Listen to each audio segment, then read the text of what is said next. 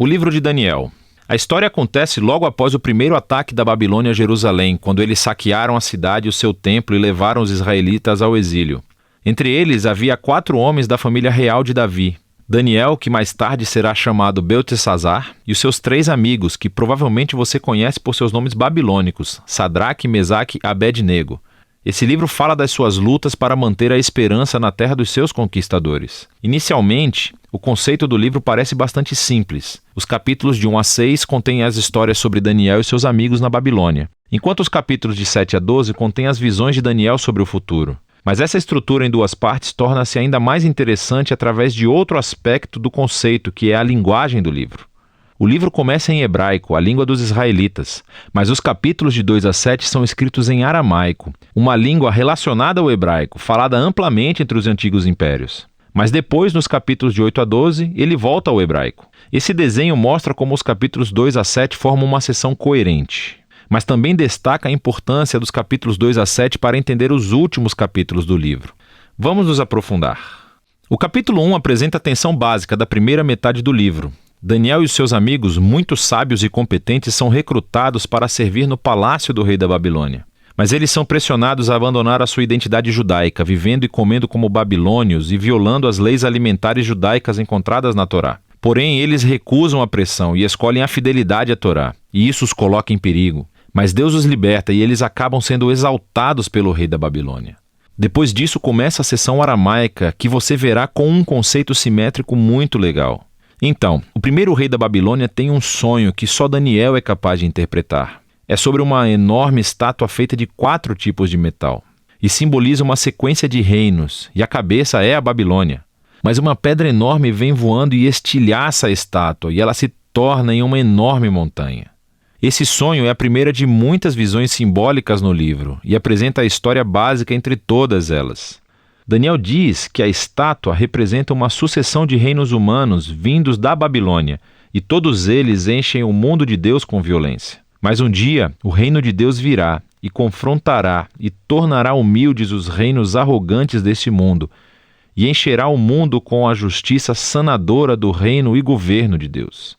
Depois disso, o capítulo 3 conta a famosa história dos 3 amigos de Daniel que se recusam a se curvar e adorar uma estátua enorme de ídolos, que, como a estátua no capítulo 2, representa o rei e o seu poder imperial. E assim os amigos são perseguidos e jogados em uma fornalha ardente. Mas Deus os livra da morte e eles são exaltados pelo rei, que agora reconhece seu Deus como o verdadeiro. Depois disso, há um par de histórias sobre 2 reis babilônicos, o pai, Nabucodonosor, e o seu filho Belsazar. Ambos estão cheios de orgulho por causa do seu poder imperial. E assim, tal como acontece no capítulo 2, Deus os adverte através de sonhos e visões que, assim como no capítulo 2, somente Daniel pode interpretar. Ele diz que ambos os reis devem ser humildes perante Deus e ambos os reis resistem arrogantemente. Então Nabucodonosor fica louco. Ele se torna como uma besta no campo, mas ele se humilha perante Deus e a sua humanidade retorna. Ele é restaurado como rei. Isso é em comparação com seu filho Belsazar, que não se humilha perante Deus e é assassinado naquela mesma noite. Agora, essas 2 histórias retiram essa imagem dos capítulos 1 e 2 de Gênesis e de Salmos 8, onde os humanos são representados como a imagem real de Deus. Ele lhes deu autoridade para governar as bestas do campo e os pássaros do ar em nome de Deus, que é o verdadeiro rei do mundo. Mas, quando os reinos humanos esquecem isso, quando eles se rebelam e tornam a si mesmos e o seu poder em um Deus, eles tornam-se menos que humanos, como bestas violentas que enfrentarão a justiça de Deus. O que nos leva ao capítulo 6, o par do capítulo 3. E dessa vez é Daniel quem está sendo perseguido, porque se recusa a orar e adorar o rei como um Deus. E assim como os amigos, ele é condenado à morte e jogado na toca de um leão. Mas Deus o livra das feras. E tal como aconteceu com seus amigos, o rei exalta Daniel e louva o seu Deus, o que nos leva ao capítulo 7. É o par do capítulo 2 e o centro do livro, onde todos os temas se juntam. É outro sonho, mas dessa vez é de Daniel e, ironicamente, ele não consegue entender o sonho até que um mensageiro angelical explique. Ele vê uma série de 4 bestas, uma como um leão, depois como um urso, depois uma como um leopardo alado. Cada um deles simboliza um reino arrogante. E por último, há uma super besta que é identificada com um império realmente maligno e que tem muitos chifres, um símbolo comum dos reis do Antigo Testamento. E há um chifre específico que é uma imagem de um rei arrogante que se exalta acima de Deus e persegue o povo de Deus. Elas são simbolizadas por uma figura chamada Filho do Homem, que é uma imagem tanto para o povo da aliança de Deus como também para seu rei da linhagem de Davi. Mas de repente Deus, que é chamado de Ancião dos Dias, vem e estabelece o seu trono. Ele destrói a superbesta e exalta o Filho do Homem nas nuvens, onde sobe para sentar-se à direita de Deus e compartilhar o governo de Deus sobre as nações.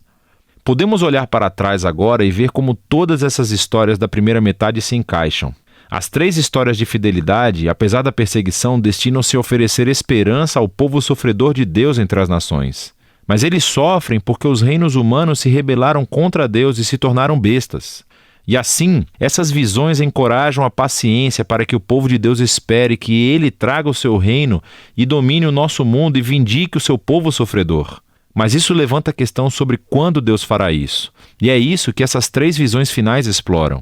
No capítulo 8, Daniel tem outra visão sobre as 2 últimas bestas do capítulo 7. Mas dessa vez, elas são simbolizadas por um bode, que, nos é dito, é a imagem do império dos medos e persas, e depois por uma cabra, que é uma imagem da Grécia Antiga. E de dentro da cabra sai um monte de chifres, um dos quais simboliza o rei maligno do capítulo 7. E nós aprendemos mais sobre ele, que ele atacará Jerusalém e se exaltará acima de Deus e profanará o templo com ídolos. No entanto, no final ele será destruído por Deus, que exaltará o seu povo e o seu reino. Agora, no capítulo 9, Daniel está muito perplexo, especialmente sobre quando tudo isso vai acontecer. E ele então consulta o rolo do profeta Jeremias, onde Deus disse que o exílio de Israel duraria apenas 70 anos. Porém, para Daniel, os 70 anos estão quase acabando, e então ele pede a Deus que cumpra a sua promessa em breve. Mas um anjo vem e informa a ele que o pecado e a rebelião de Israel continuaram. E assim, o exílio e a opressão continuarão 7 vezes mais do que Jeremias havia previsto. Daniel está profundamente perturbado com isso e tem uma visão final. Nos é mostrada a mesma sequência de reinos. É a Pérsia, depois a Grécia e Alexandre o Grande, seguido pelos reis menores. Tudo isso conduzindo a este último rei do norte, que invadirá Jerusalém, estabelecerá ídolos no templo e se exaltará acima de Deus. Mas de repente esse rei vem à ruína. Agora, há um debate interminável sobre o que todas essas visões significam. Muitos veem uma conexão clara com as façanhas do rei assírio Antíoco nos anos 160 a.C. Ele matou muitos judeus fiéis em Jerusalém e estabeleceu ídolos no templo.